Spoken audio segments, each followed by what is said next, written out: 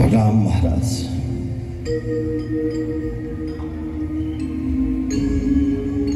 महाराज प्रणाम। हजुरले त मलाई चिन्नु भएन होला। म हस्तिनापुर युवराज देवव्रत हुँ। मैले हजुर समक्ष एउटा सानो प्रश्न गर्न सक्छु कि भनेर आज यो कष्ट गरेको छु। अवश्य पनि युवराज। आज हस्तिनापुर युवराज एक निषाद राजसँग प्रश्नको अभिलाषामा आउनु भएको छ। भन्नुहोस् युवराज, मैले के गर्न सक्छु? मैले सकेको हजुर समक्ष गर्नेछु युवराज। हे निषाद राज, हजुरको पुत्रीसँग मेरो पिताजीको प्रेम बसेछ र हजुरको पुत्रीले पनि मेरो पिताजीलाई प्रेम गर्नुहुँदो रहेछ। हो, आज यही प्रेमको बीचमा मेरो पिताश्री निराश देखे र मैले उहाँलाई प्रश्न गरेँ। यी विविध कुराहरू उहाँको मुखार बिन्दबाट मैले सुनिसकेपछि मैले हजुर सामु बिन्ती बिसाउन भनेर आएको छु। युवराज, मैले सबै कुराहरू थाहा पाइसकेँ। महाराजसँग पनि मेरो कुरा भएको थियो, तर महाराज फेरि आउँछु भनेर जानुभएको थियो। युवराज, मैले त्यस्तो धेरै कुरा केही पनि गरेको थिइनँ। मेरो पुत्रीको गर्भबाट जन्मेका युवराज बच्चाहरू हस्तिनापुरका युवराज हुने अधिकार प्राप्त हुनुपर्छ मात्रै भनेको थिएँ युवराज। तर हस्तिनापुरको युवराज त हजुर घोषित भइसक्नु भएको छ। यो अवस्थामा मैले मेरो पुत्री कसरी दिउँ युवराज? ठिक छ राजा, यदि हजुरलाई मैले विश्वास दिलाउन पर्छ भने अवश्य म हजुर समक्ष प्रतिज्ञा गर्नेछु।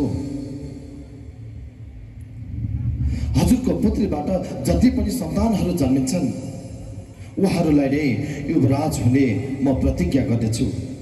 त्यसो भएदेखि युवराज, मेरो समक्ष मात्रै होइन, सम्पूर्ण पृथ्वी, जल, वायु, आकाश, सूर्य सबै साक्षी राखेर हजुरले सानो प्रतिज्ञा होइन युवराज, भीष्म प्रतिज्ञा लिनुपर्छ हजुरले। यदि हजुरले भीष्म प्रतिज्ञा लिनुभयो भने म अवश्य पनि हजुरको पितालाई मेरो पुत्री अवश्य पनि विवाह गराइदिनेछु। अवश्य। हे प्रजा हो, म आज यो प्रतिज्ञा लिँदैछु कि जुन मेरो पिताश्रीको प्रेम पूर्ण गर्नको लागि भनेर यो दरबारमा आएर म जल, वायु, पृथ्वी, सूर्य साक्षी राखेर भन्नेछु कि हस्तिनापुरको राज्यमा म देवव्रतले कुनै पनि समयमा मैले युवराजको लागि भनेर कुनै हमला गर्ने छैन र कसैलाई प्रश्न उठाउने छैन। मैले मेरो प्रतिज्ञा भयो र कुनै पनि स्त्रीसँग मैले विवाह गर्ने छैन। यो मेरो प्रतिज्ञा भयो। हजुरले विश्वास गर्नुहोस्। अवश्य पनि युवराज, आज तपाईँले धेरै ठुलो प्रतिज्ञा लिनुभएको छ। यति ठुलो प्रतिज्ञाको अगाडि अब मेरो केही पनि लाग्दैन। मैले मेरो पुत्री हजुरको पितासँग विवाह गराइदिन्छु। आहा, हजुरलाई धन्य होस्, धन्य होस्। आज मेरो पिताश्रीको मुहारमा मुस्कान छराइदिनु भयो। अब विलम्ब किन? अब पिताश्री र हजुरको पुत्रीको जाउँ विवाह गराइदिउँ। अवश्य पनि, अवश्य।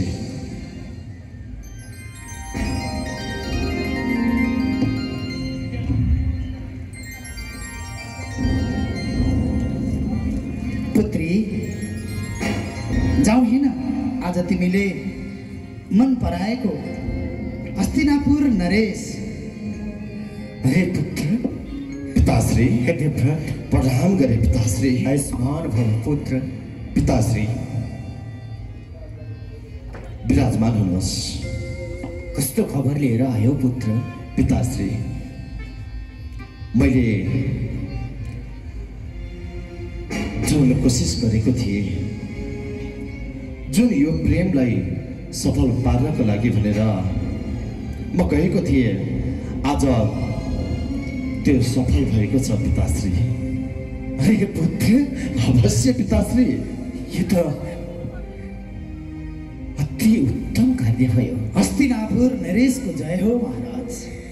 रे निषादराज महाराज, स्वागत छ हजुर। आउनुहोस्, हस्तिनापुर विराजमान हुनुहोस्। आउनुहोस्, विराजमान हुनुहोस् महाराज। अब शुभ कार्यको लागि विलम्ब किन महाराज? मेरो शर्त अनुसार युवराजले भीष्म प्रतिज्ञा लिइसक्नुभयो। तसर्थ प्रतिज्ञा तसर्थ मैले मेरो पुत्री हजुर समक्ष विवाह गराइदिने निर्णय गरेँ। हे प्रभु, हे निषादराज, हजुरलाई प्रति कोटि कोटि आभार छ।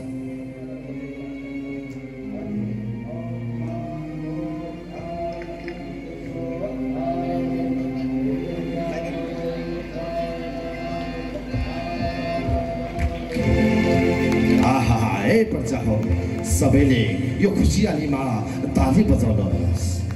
हे पुत्र भीम, आजबाट तिम्रो नाम भीष्म रहन गएको छ। अवश्य आज तिमीले मेरो प्रेमको निमित्त जो कुर्बानी गर्यौ, तिमीले भीष्म प्रतिज्ञा लियौ, त्यो प्रति तिम्रो पिता शन्तनु अत्यन्तै प्रसन्न भएको छ र यही प्रसन्नताको बाद म तिमीलाई एउटा वरदान दिन चाहन्छु पुत्र। अवश्य पिताश्री, कस्तो वरदान हो हजुरले भन्न सक्नुहुनेछ पिताश्री? म तिमीलाई इच्छा मृत्युको वरदान दिनेछु। जबसम्म तिम्रो इच्छा रहँदैन तबसम्म तिम्रो मृत्यु हुने छैन पुत्र। र आजबाट तिमी सारा जगत सारा ब्रह्माण्डमा भीष्मको नामद्वारा कहलिनेछौ। अवश्य पिताश्री। महाराजको जय।